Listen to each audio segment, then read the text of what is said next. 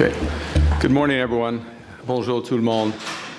I'd like to take this opportunity to update Canadians on developments in our trade negotiations with the United States. I'm going to go through why we're walking away from a bad deal and what comes next. Pendant une bonne partie de notre histoire, les Canadiens et les Canadiens ont pu compter sur des vents commerciaux favorables. Une relation stable avec les États-Unis, un accès de plus en plus ouvert au marché américain et des règles que les deux pays comprenaient et respectaient. Ces vents n'ont pas simplement changé de direction, le climat a aussi changé. We can't control the storm that blows in from Washington. We can, however, chart a new course by building Canada strong at home and diversifying our trading relationships abroad. Nous sommes maîtres chez nous et le partenaire par excellence à l'étranger. For over a year, Canada has worked intensively and in good faith with the United States to negotiate a new comprehensive trade deal. We've been pragmatic, patient, and persistent. We pursued every opportunity to reach an agreement that protects Canadian workers and their families, that strengthens our economy, and that respects Canadian sovereignty. We've been under no illusions. We recognized from the start that America has changed. Early last year in this room, I observed that the decades-long process of steadily increasing integration between our economies was over. Our government understood before many that America would transform all of its commercial relationships, that it would put a series of tariffs on its closest allies and use economic integration as a weapon. We recognize that sometimes its signature was written in pencil. We worked in that context to try to strike a fair deal on which Canadian businesses and workers could rely. Our goal has always been to get the best deal for Canadians, never a deal at any price or on any time frame. Last month, when the United States announced another round of unjustified tariffs, I gave our negotiating team a new mandate to seek a fair deal negotiated in good faith. Because I believe that people on the ground, on both sides of our border, want this relationship to work. The bonds between Canadians and Americans are long, and they remain strong. A mutually beneficial trade agreement is possible, one that respects our sovereignty, one that builds on our complementary strengths, one that lowers costs for families on both sides of the border, one that creates good jobs for our workers. Canada has always worked towards these goals, even while America's attention and dedication to them have wavered. We've consistently proposed long-term partnerships, while America has often pursued short-term transactions. The gap between partnership and competitor, unfortunately, has remained too wide in recent days. So last evening, I instructed our negotiators to return to Ottawa. We cannot accept what they've offered, and we will not give what they've asked. Over the past year, the U.S. has imposed a series of tariffs that violate its commitment under our agreement with them in Mexico, so-called CUSMA. The United States has continually changed their rationale for these actions, from fentanyl to taxes on U.S. tech giants, to certification of U.S. aircraft, to the sharing of tolls of a bridge that Canada built and paid for, to our dairy policy, to provincial decisions not to sell American alcohol during the trade war, to a television advertisement that quoted Ronald Reagan, to smoke from wildfires while they threatened our communities. Another prominent justification for U.S. tariffs has been their claim that since the United States runs, quote, a trade deficit with Canada, we were ripping them off. Also a quote. But the U.S.'s narrow merchandise trade deficit only exists because the U.S. buys so much of its energy from Canada. Canada fuels American growth, supplying 99% of their natural gas imports, 85% of their electricity imports, 60% of their crude oil imports. I don't think they want us to stop sending any of that energy. And if you look more broadly at the comprehensive U.S.-Canada trade balance, which includes the many services from finance to entertainment that we buy from the United States, that shows a persistent American trade surplus. Most fundamentally, trade is about building mutual strength, creating a relationship that benefits both countries. For example, Canada is the largest customer for U.S. cars. In fact, we buy more American-built cars and trucks than the United Kingdom, Japan, and China combined. It's the same for American steel products. Canada is also the largest customer for 26 U.S. states and a top 3 customer for 45 U.S. states. Last year, Americans sold almost $600 billion in goods and services to Canadians. That's more than $1.6 billion every single day. On the other hand, Canadian exports to the United States lower costs for American families. In contrast, tariffs are taxes. Taxes which are ultimately paid by U.S. consumers. While the United States has imposed a seemingly endless stream of tariffs and threatened more, Canada has, by contrast, taken several steps in good faith to try to find compromise and secure a comprehensive deal in the best interests of both Canadians and Americans. Nos négociateurs ont cherché à non seulement réduire les droits de douane, mais aussi à rétablir un degré de certitude et de stabilité grâce à un nouvel accord global sur lequel les entreprises et les travailleurs canadiens peuvent compter. Ce qui m'amène aux dernières négociations. Last month, the U.S. announced that effective August 19th, it would impose 50% tariffs on a series of industries ranging from hockey equipment to clothing, cement, and beer. The only advantage of this latest threat was that it was a catalyst for more intensive negotiations. Our objectives in these latest talks have been to preserve tariff-free access to the U.S. for the vast majority of Canadian businesses. Secondly, to provide greater stability to our trade relationship.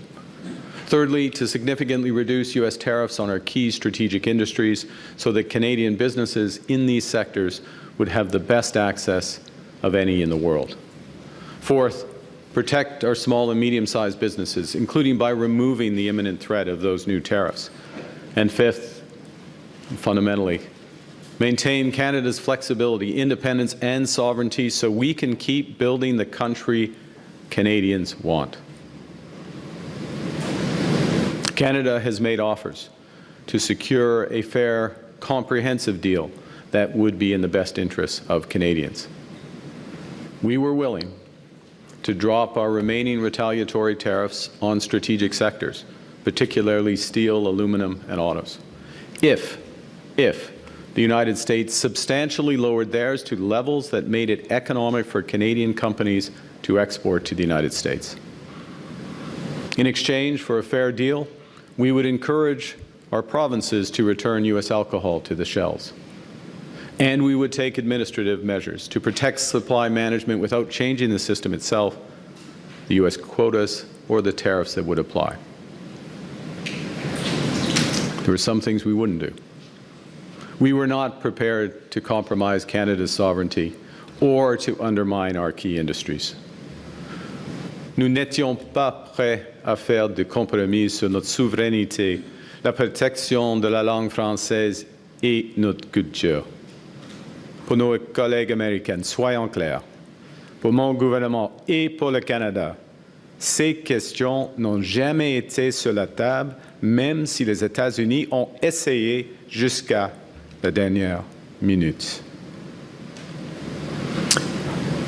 Now, in recent weeks, there had been important progress made towards a possible agreement, an agreement that would have reinforced Canada's position as having the best deal in the world with the United States, including by securing the best terms for each of our most important strategic sectors and by providing greater certainty about our future trading relationship.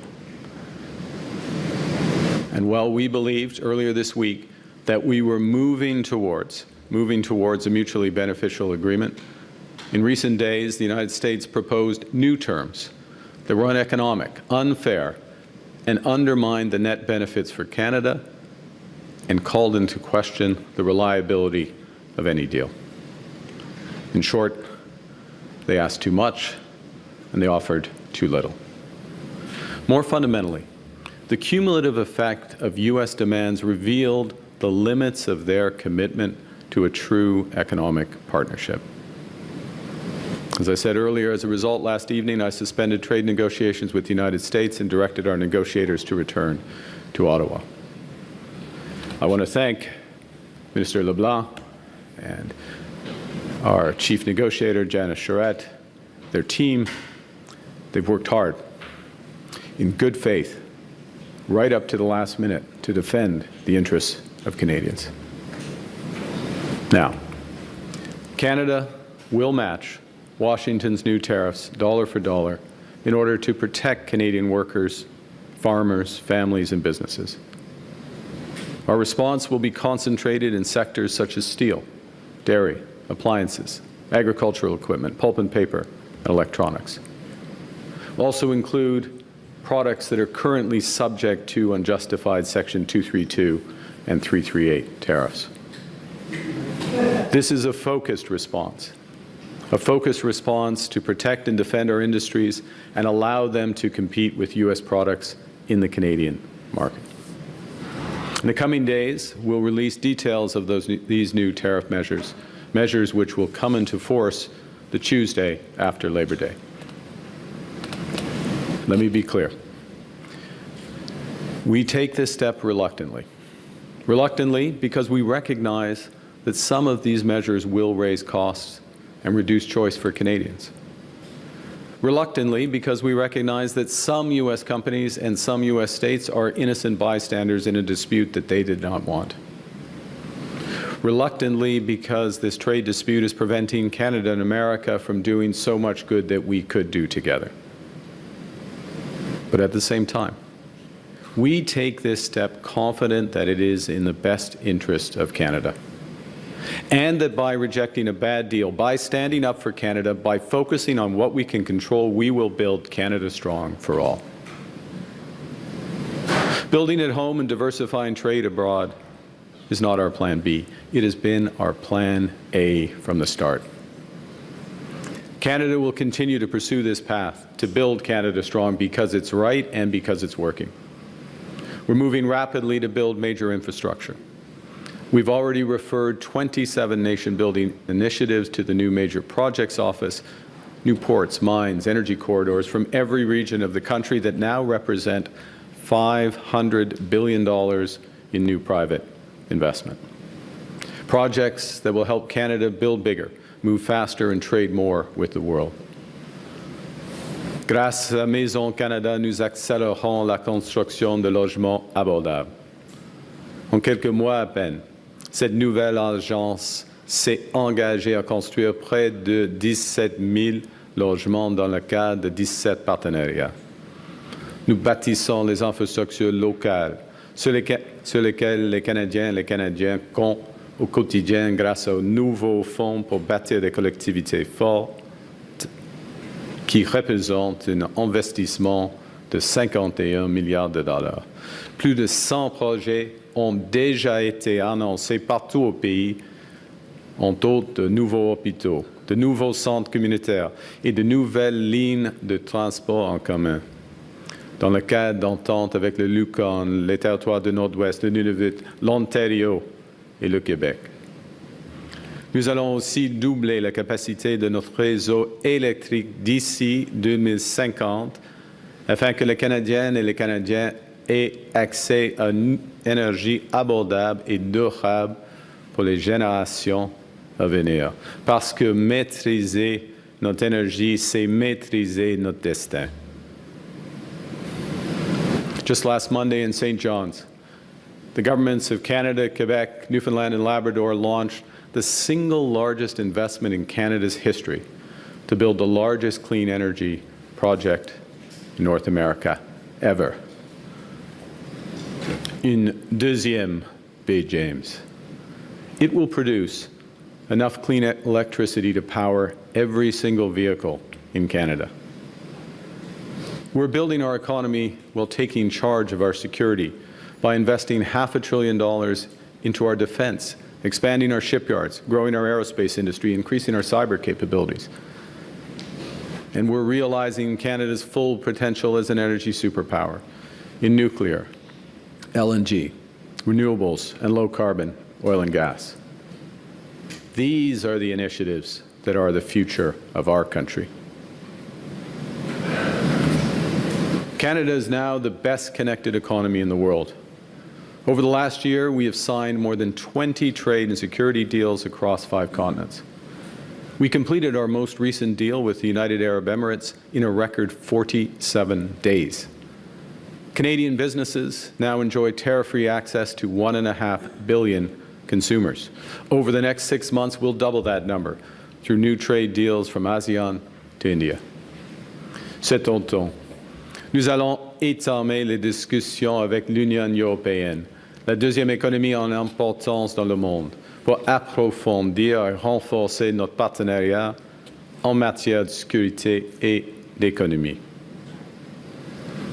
Canada is building such unparalleled market access because we're trusted, because we're reliable, and because we have what the world wants. That's why the world is coming to our door. In just 3 weeks, we'll host the first Canadian Investment Summit in Toronto. The summit is attracting the world's largest investors who collectively manage over $100 trillion in assets. When they get here, they'll find a Canadian economy that has never been more connected or more ambitious.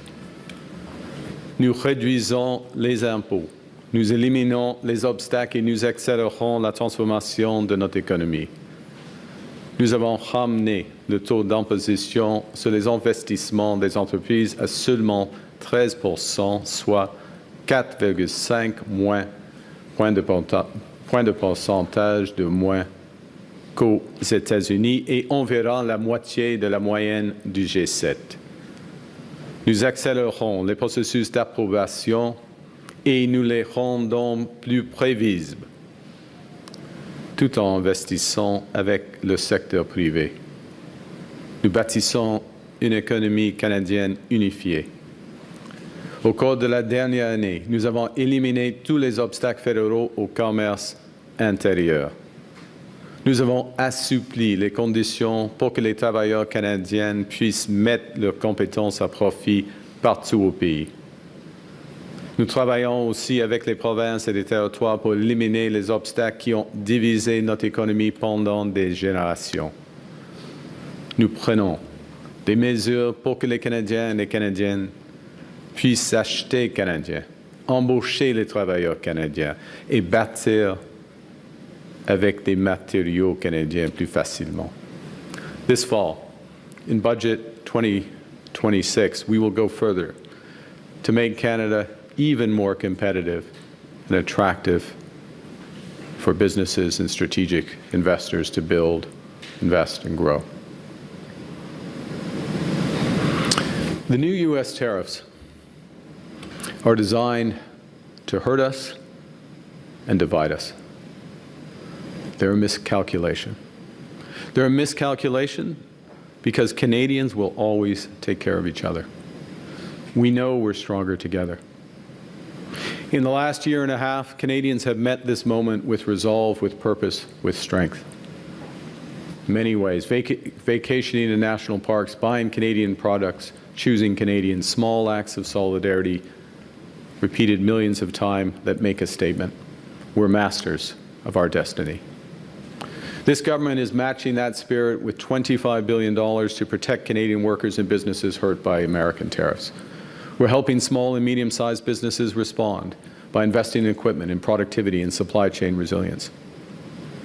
And we're financing large companies to keep large employers operating and to retain their workers. We're helping those hardest-hit industries retool and pivot to those new international markets. And we are being our own best customer. We have the right plan to build Canada strong. We're on track, and it's working. At the same time, we recognize that some of the biggest payoffs of this plan, of this transformation, will take time. And that's why we're also focused on giving Canadians a boost today and a bridge to that better tomorrow. So we've cut taxes on incomes, on housing, and on gas. We've introduced the Canada Groceries and Essential Benefits, up to $1,890 per family, helping 12 million Canadians get ahead.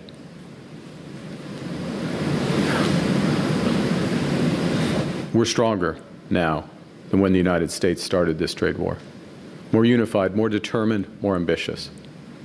With the strongest fiscal position in the G7 and a resilient economy, Canada has all the resources we need to pivot and to prosper. Growth is accelerating. We're projected to have the second fastest rate in the G7 this year and next. We are creating jobs in this economy at 4 times the rate of the United States. Our non-U.S. exports are up sharply. They're on track to double over the next decade. Foreign direct investment in Canada is at its highest level in 2 decades. It's running at twice the rate of our nearest G7 competitor. Canada now ranks as the most attractive country in the world for infrastructure investment. Last spring, I warned that America is trying to break us so they can own us. And I promise that that will never, ever happen. We are keeping that promise. Canada is becoming stronger and less dependent on America. We are already giving ourselves more than they can take away. And we are just getting started.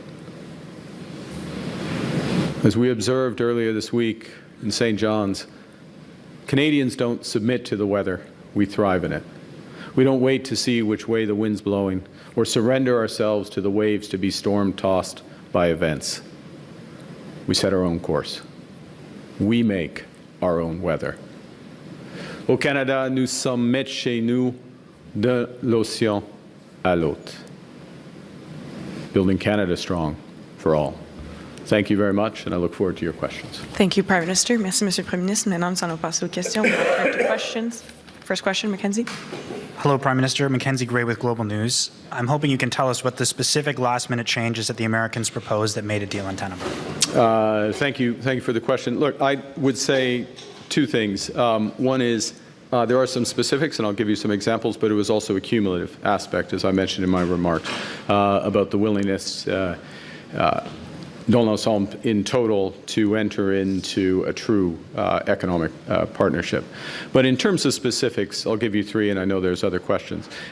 First, with respect to the auto industry, both in terms of the level of the tariffs, the treatment of Canadian content, so Canadian parts, Canadian steel, Canadian content in vehicles, the scope of the tariffs. The Americans wanted to limit it to autos only, not include medium and heavy autos and light trucks, to be more specific, not include medium and heavy-duty trucks, which is a big change, obviously. And with respect to Ford's new plan, for example, in Oakville, which is F-350s, 450s, 550s, they would have been excluded. GM Silverado, same thing, would have been excluded from that. No rationale, just for exclusion. So effectively moving into a series of terms that would made the production more uneconomic over time. Okay, so that's a change. That restriction, that clarification, that precision was a change. The U.S. introduced in the last hours, efforts to restrict our ability to have other trade deals. You heard me say a moment ago what we've accomplished in the last year, 20 new deals, economic and security partnerships, the prospect of doubling our market access because we believe in free trade. We're the partner of choice in many respects for countries around the world, and the Americans wanted to restrict that. They had language that they wanted to restrict that. Unacceptable. And I'll give you a third, et peut-être on peut discuter plus en français. Continual efforts, always resisted, as I said in my remarks, and always will be resisted, efforts to restrict our protections of our language, our culture, and in effect, our sovereignty. So elements coming in, ramping up, any of them individually, but collectively put us in a position where what had been on a trajectory, absent those elements, for a fair deal, a good deal for Canadians, not perfect, but a good deal, a deal we would not accept. Follow-up. Question suivie. Was Howard Lutnick's involvement in the last days an impediment to getting a deal? It's a question for the U.S. administration. Ultimately, I'm responsible for the decisions of the Canadian government. We take it as a cabinet, but I certainly bear those responsibilities. And so the head of the U.S. administration, the president, bears responsibility for the decisions they take. But I will say this, which is that the Canadian team, unified, the individuals you see here, their team members, our ambassador in Washington, my chief of staff, unified, talking together, the clerk of the Privy Council, everyone in the loop, everyone knows what our objectives are, collective decision making. As I say, ultimately, I and the cabinet bear responsibility for those decisions, but unity. You cannot say that about the United States administration. And as a consequence, last point, and I'll go to your colleagues, because I think this is important. In these last few days, we were drilling down on specific issues that might have been papered over, the differences in the administration, if there were indeed differences. Ultimately, there's a decision maker at the top. And in drilling down on those, a number of those issues that I just referenced became very clear, and there was not a deal that we would sign. Thank you. Next question. Prochaine question. Bonjour, Andréa Bonjour. Blazer, Radio-Canada. Vous parlez de compromis sur notre souveraineté, la langue française, la culture, les industries clés. Quelles concessions précises vous n'étiez pas prêt à faire là-dessus? Par exemple, il y a des suggestions de changer la découvrabilité, en effet, ça c'est le mot, oui, les découvrabilités en ligne de médias français, par exemple, culture canadienne. C'est une des exemples. Les subventions, le soutien pour notre culture, notre culture et la langue française, et même les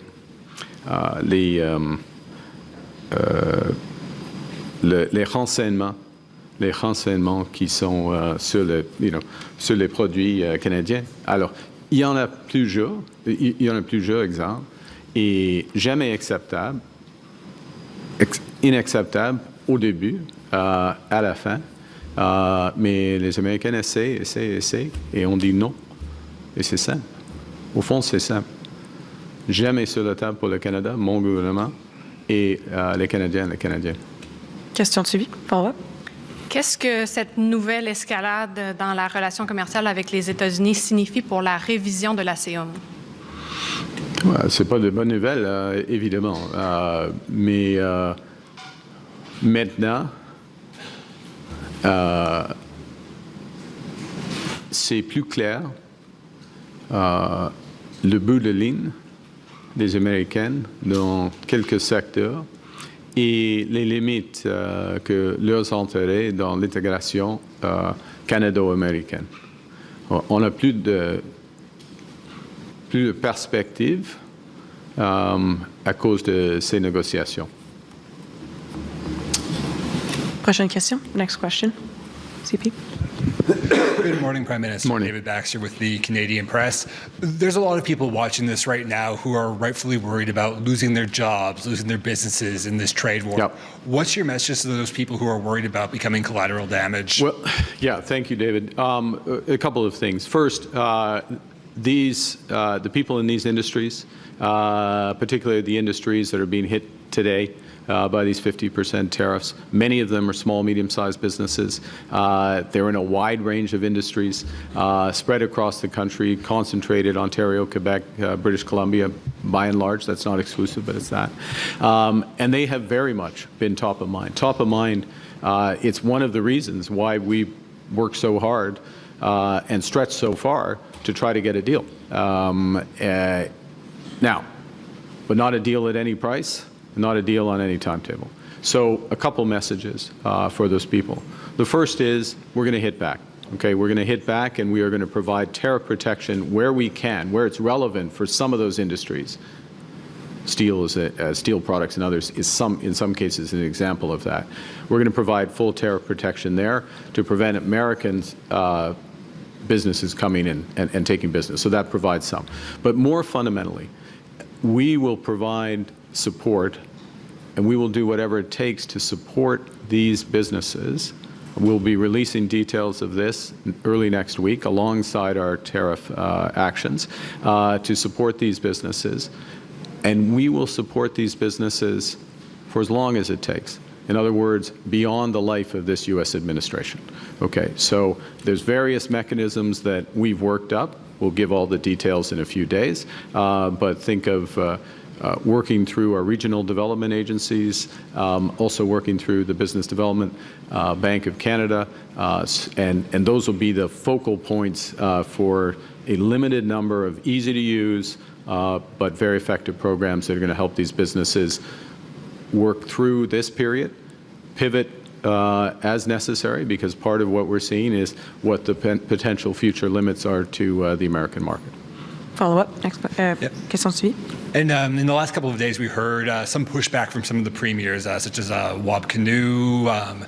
Susan Holt said she was reluctant to put liquor back on the shelves. Quebec's Christine Frechette was saying she hadn't made up her mind on what Quebec's response was going to be yet. And Doug Ford was uncharacteristically silent, but he did send you a letter outlining his red lines last Monday. Just did any pushback from the premiers play a factor in the decision to end talks with the U.S.?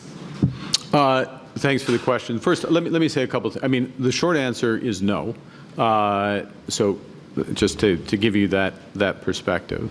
But, and this is an important but, the dialogue with the premiers in the last few days, over the course of the last 18 months, and the partnership that we've established with the premiers is crucial, fundamentally important.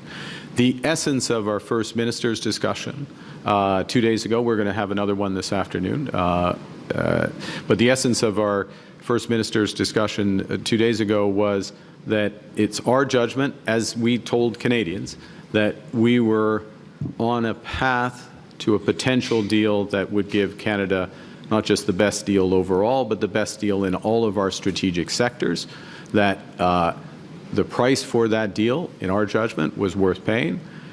We still had to come back to the premiers with the exact specifics, so it's entirely reasonable for Premier Frechette or a premier to say, well, I want to see everything before I make that determination.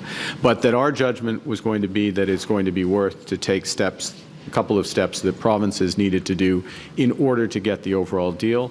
I'll go back to Mr. Baxter's question, not least because of the potential impact that we will now be fighting against on these small, medium-sized businesses here. Okay, so that was the discussion. I would, as chair of that meeting, there was a consensus that that's what we would do, subject to finishing the negotiation. Now, they didn't have to make that determination Wednesday, I guess it was, when we spoke, yeah, because we hadn't finalized all the terms of the deal. We were still negotiating the deal. And as it turns out, as I've just described, that the Americans changed a number of those terms, introduced new elements, made it uneconomic. And so we're not asking the premiers to do anything today except work together to support our businesses and build the country strong. And I'll underscore that last point, which, and I said this on Monday in St. John's, for the future of the country, the Churchill Agreement, Quebec and Newfoundland and Labrador, supported by the federal government, that agreement and those initiatives are the most important initiatives for the future of our country. As important as trade is with the U.S. and as dramatic as the issues are and the response that we have to give in certain industries, what we're doing ourselves, premiers, the federal government, truly Canadians, is far, far more important. It dominates. Thank you.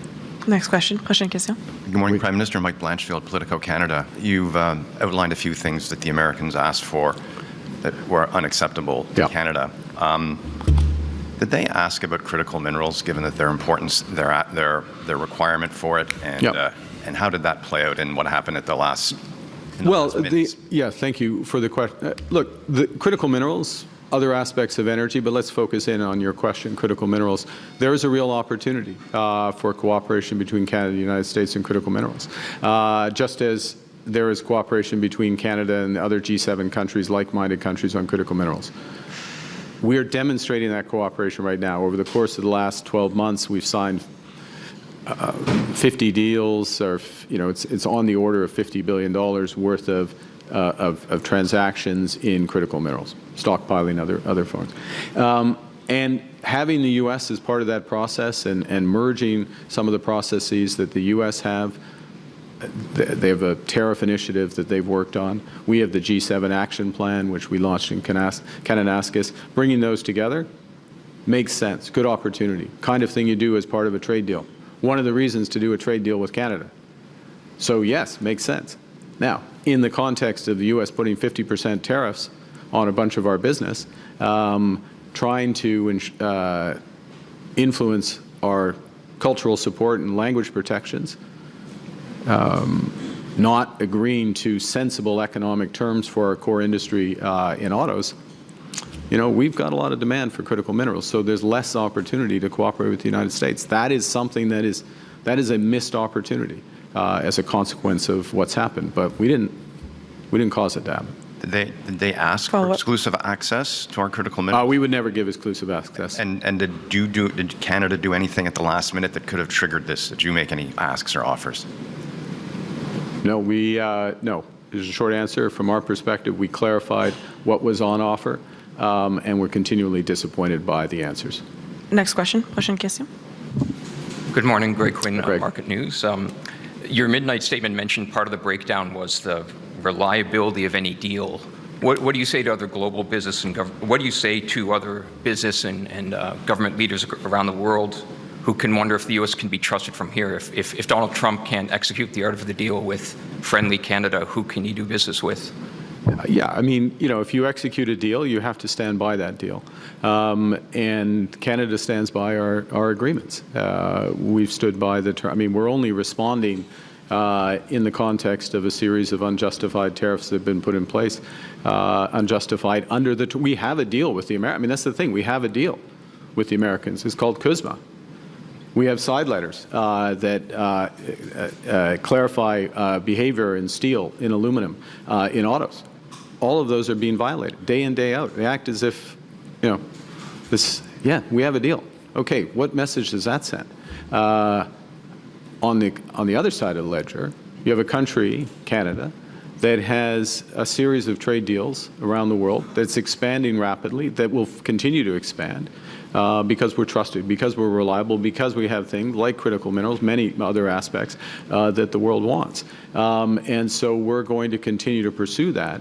And one thing that we certainly were not going to accept was any restriction on our ability to execute those deals. Follow-up.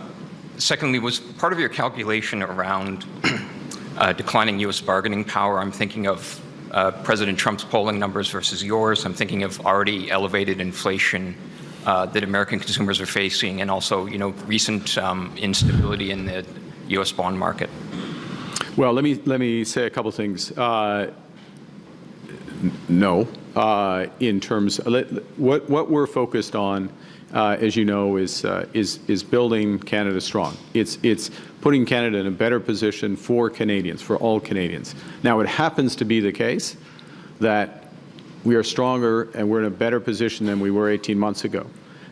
because we've recognized right from the start that we needed to focus on building at home, we needed to diversify abroad. Both of those have longer payoffs, but we're already starting to see some of the benefits of that.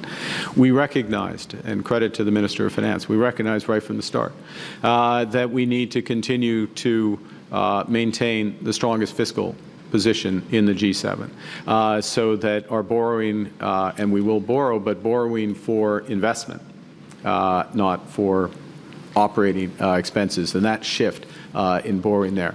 And let me make this point, because the last part of your question, you know this well, that we are entering a phase where fiscal strength, discipline, focus is going to be very important. It's going to be scrutinized. I mean, it doesn't, I will say to Canadians at home, like as someone who's been in and around financial markets for a long period of time, what I'm about to say doesn't make sense, but it's the way the world works, is that markets sometimes ignore these fundamentals, and then all of a sudden they focus on them.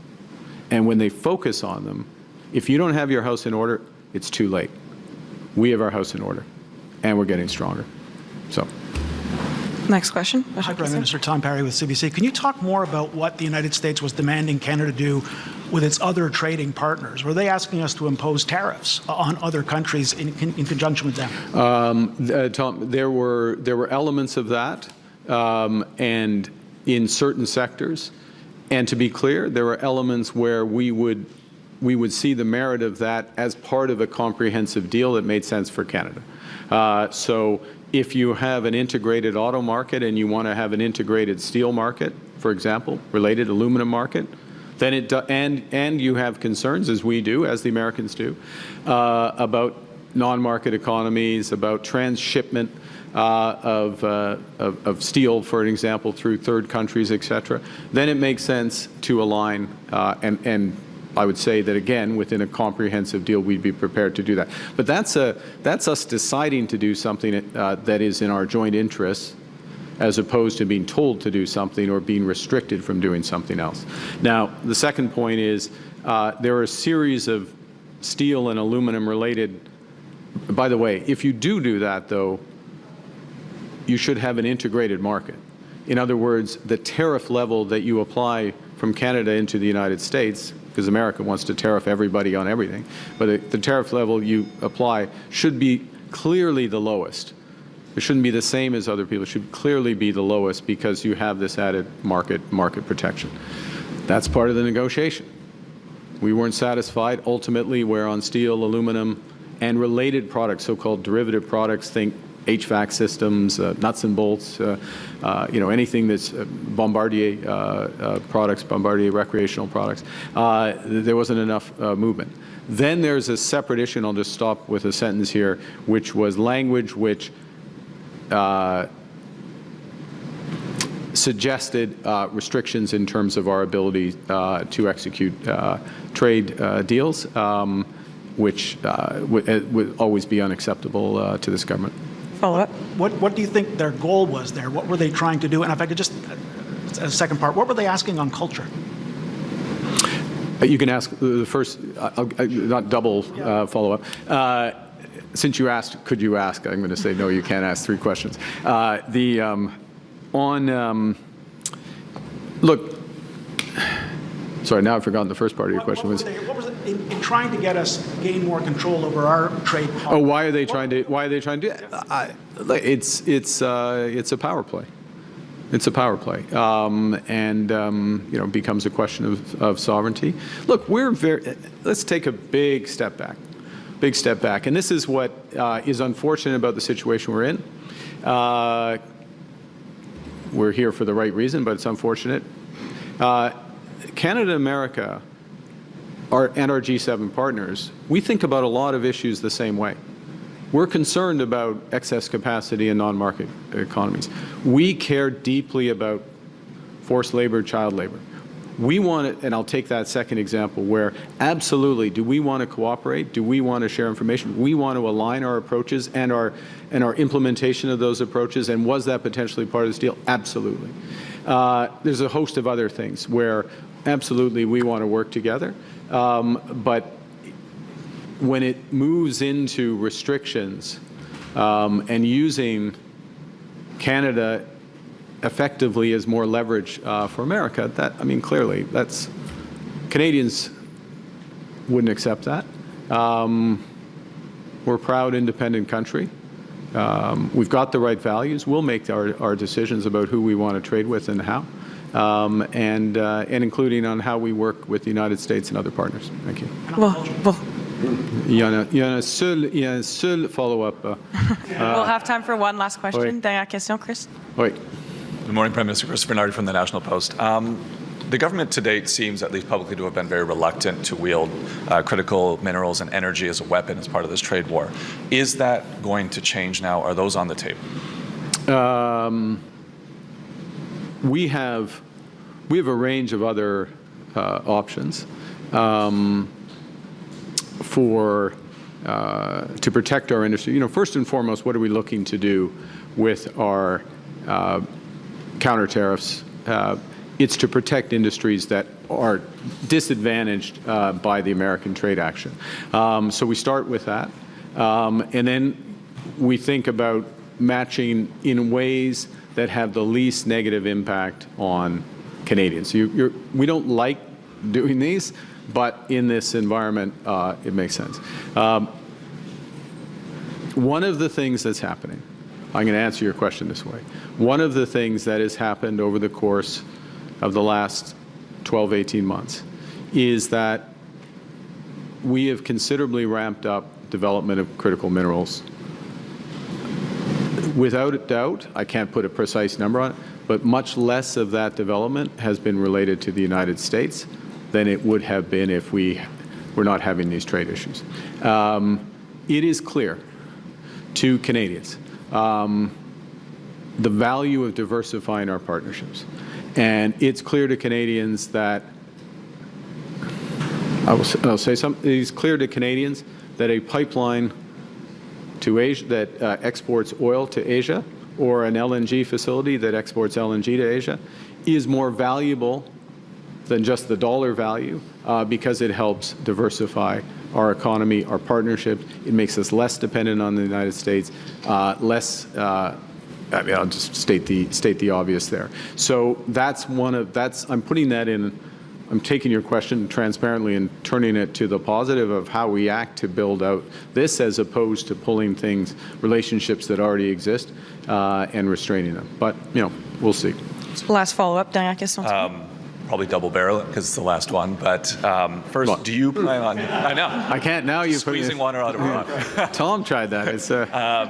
Do you plan on reviving certain measures eliminated as what previous concessions, the digital services tax, the U.S. streaming payments for CanCon, for example, those measures? And why does it feel like today Mark Carney is going to war, trade war? The tone. Because we're attacked.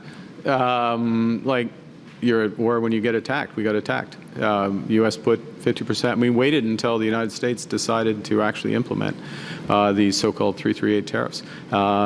That's fine. We've got the reserves. We've got the resilience. We've got the plan. We've got the focus. We will respond. We're going to focus on what we can control. We're going to build. In terms of, let me say this in terms of measures and tax and others. We are constantly looking at our tax system, how we can make it as fair as possible, shift the burden to those who are most able to pay, and in a way that incentivizes investment and entrepreneurship. Right? We are all elements of the following: build Canada strong. It's not just like it is the plan, and so we want builders to put money to work in new businesses, in big infrastructure. We want them to put to work in Canada, and that makes it strong in ways for all. Il faut avoir une question en français si je peux. Oui. En français, si je peux vous demander de répéter, est-ce que nous sommes maintenant en guerre commerciale totale? Ce qui est évident, il y a une nouvelle attaque des Américains sur le Canada. Alors, il y a une attaque, on attaque dans une guerre. C'est pas bonne chose de tout. Ce n'est pas notre choix. Nous étions là. Nous étions prêts d'avoir un accord global, équitable pour les deux pays.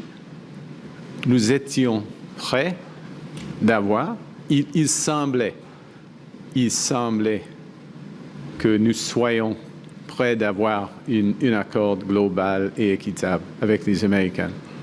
Mais ils ont changé, y compris les menaces contre la langue française et la culture québécoise, la culture canadienne.